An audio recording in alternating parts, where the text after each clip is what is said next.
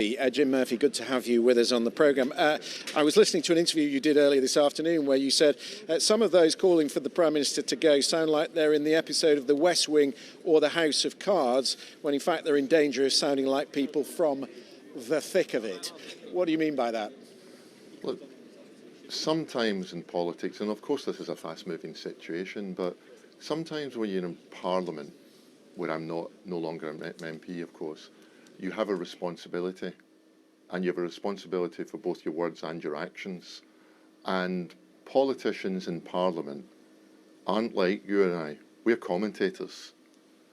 They have power and influence, and blaming one person, Keir Starmer, for all of the Labour Party's problems, I think is superficial and very narrow. The Labour Party's problems, they might not like me saying this, the Labour Party's challenges are much deeper than who leads it, because their politics, social democratic politics, is in retreat all across Europe. They haven't quite come to terms with populism on the left and the right, driven by algorithmic politics, where the algorithm drives us all towards content that makes us angry.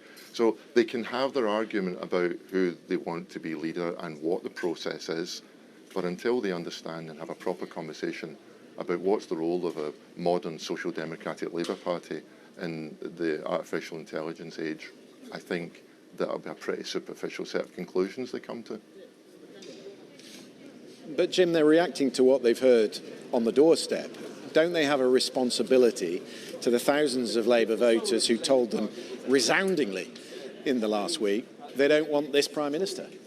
Yeah, I think they've got to exercise their judgment, and they should do that free from sort of febrile reaction, social media pylons and everything else. I think the two dangers here are, one, that it leads to a period of political instability that means there's a loss of investor confidence here in the UK, and we'll see what the bond markets do today in the next couple of days. And then the second thing is, look, I'm old enough to have lived through and been a minister in the disagreements between Tony Blair and Gordon Brown. And all of us who were around at that point have got to take our share of the blame that we allowed that disagreement to become years long, if indeed not generational. And so my appeal to all of those involved in this conversation is choose your words carefully, take your actions even more judiciously, and make sure that there's a coherent government at the end of this that can govern, and that you don't see opponents on the same side.